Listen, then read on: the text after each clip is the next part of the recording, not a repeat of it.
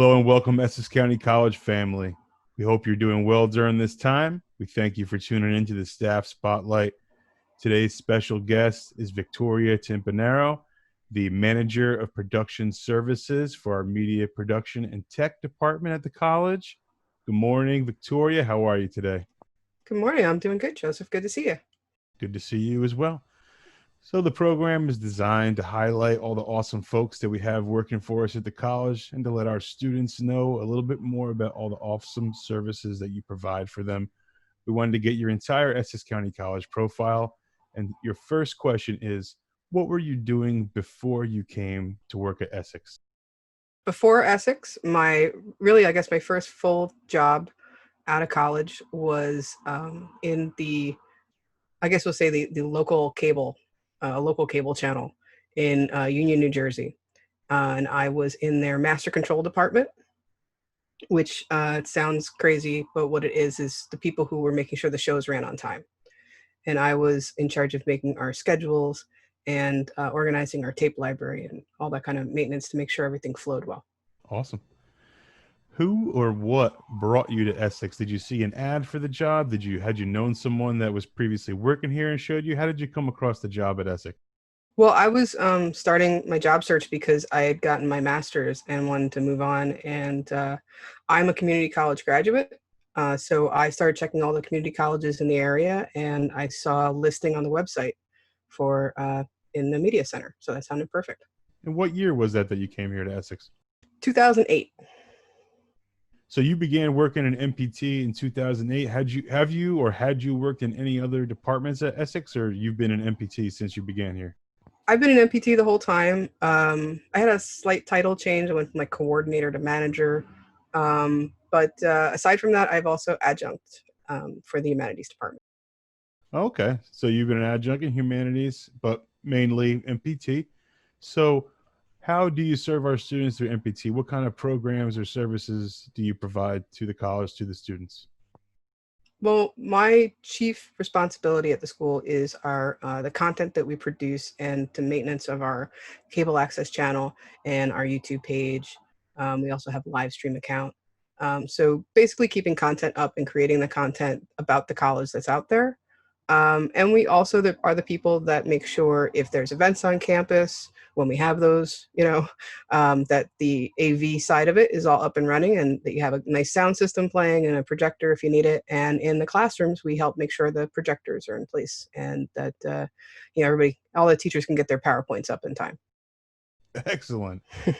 Behind the scenes, in front of the scenes, Victoria is really taking care of business for our MPT department, making sure that all of our awesome videos are up and running and all of our great programs are available for you on the web and for streaming. What would you say is your favorite program or favorite type of program to work on in the MPT department? I know one thing that we do that's kind of like a great opportunity that we get maybe not every semester, but maybe every year, is collecting testimonials from students, hearing about their experiences at Essex and their stories, and usually from the students that are on their way towards graduation, hearing about what it's been like for them at their time. And sometimes we get new students in talking about what it's like too. So that's kind of the most interaction I tend to have with students at the college. So I enjoy doing that. And anytime that I get to kind of tell the story of people at the college, I enjoy doing that part. Yeah, we love to see those vignettes and experiences from our students shared so everybody can understand how great of an impact Essex has on the community and our loved ones.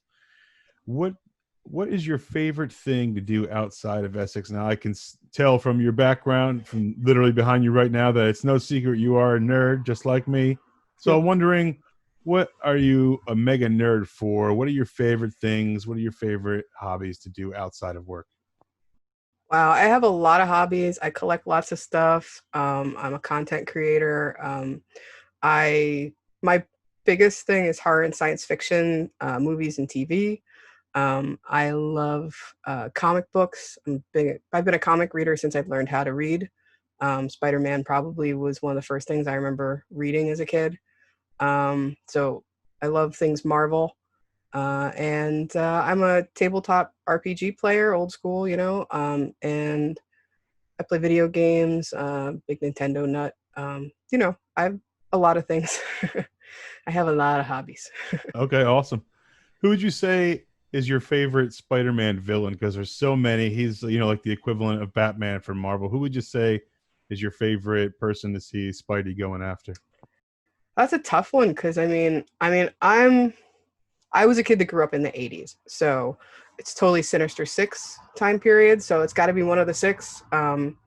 Vulture's always Mr. Mastermind behind the scenes, but Green Goblin is a classic villain. Hobgoblin, even when you get like into the backstory of kind of the how he became who he was. There's a lot of great villains. Doc Ock, I mean, can't forget him. Lizard, it's all good. So Sinister Six, that was a humongous storyline in the '80s for Oh, yeah. sure.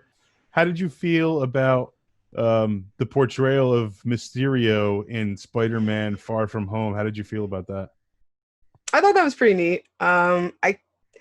I'm really, as a horror fan, I was really attached to the Sam Raimi era movies. So the Tobey Maguire Spider-Man is my favorite Spider-Man on film, and I love that trilogy, even with the jazz hands. But I think those three are great movies. But I have been enjoying the new ones. The new batch have been pretty fun too. So I've been happy with what they've been doing lately. Yeah, so Sam Raimi, obviously, Evil Dead and Army of Darkness, Yep. seemed like a weird pick to direct Spider-Man movies, but he wound up making some unbelievable movies. Are you hoping that maybe Sam comes back in the future to do some more Spider-Man flicks? Well, I mean, Sam Raimi talks about how comics were a huge influence on him as a kid to want to be a storyteller, maybe not a movie maker, but a storyteller. So he's a huge Stan Lee fan. So it made sense from behind the scenes to know that Sam was one of those. And I know he's slated to do the second Doctor Strange movie. So it would be cool to see if he can kind of do a crossover kind of thing. But I think he's been doing an awesome job with that stuff. So I'd be happy to see more Marvel movies from Raimi.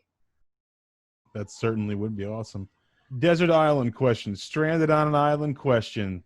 Spider-Man storylines or trade paperback of an entire storyline wrapped up. What's one Spider-Man story that you love down to your core that if you only could read one Spider-Man story over and over for the rest of your life on that island, what is the storyline you're picking? Wow, that's a tough one. Probably the best book, the best trade of Spider-Man I've ever read was Blue. But that on a desert island would be the most depressing way to go. So I'd probably go back to more of my roots, and I'm a big collector of the Marvel Essentials, and I would go back all the way to Volume One, the original, when you first get to meet Peter when he's his origin story. Yeah, those Marvel collectives that you just mentioned are really really great. What what would be a good to recommend to our students who are interested in Spider-Man comics? What would be a good intro for Spider-Man? Would it be right back to the beginning, or do you recommend something else for students?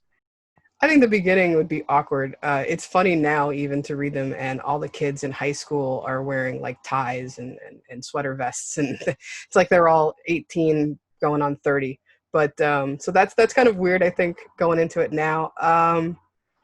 I don't know. I mean, there's been a lot of fun stuff over the years. I've really enjoyed the Miles Morales storyline, and I think that would be a great jumping on point. Especially, the Into the Spider Verse was probably the best Marvel movie that's been out yet, and I'm a fan, and I'm going to say that topped all of them. So, I think if you liked that movie, and that made you want to learn more about Spider-Man, I would go straight for Miles Morales.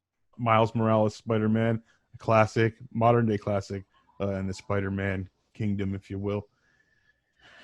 We thank you for nerding out with us today, Victoria. Really appreciate that. We have one question left for you.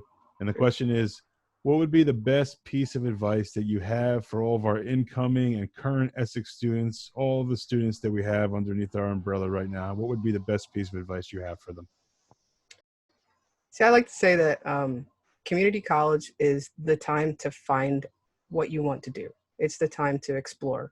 Um, I did community college, then I went to a four-year college, then I did my master's. Now I'm working on my doctorate. All of it comes from what I learned in community college, and it gave me the opportunity to look around and try different things and see what I wanted to be. And so take advantage of the classes that we have at Essex and explore every option here, and then that'll follow you for the future, and it'll help you build to be the person you want to be. We thank you for those awesome words for our students, Victoria, and we thank you for joining us. I want to thank you for tuning in to the Staff Spotlight. We hope you and your family are doing well during this time, and we will check you next time. Take care.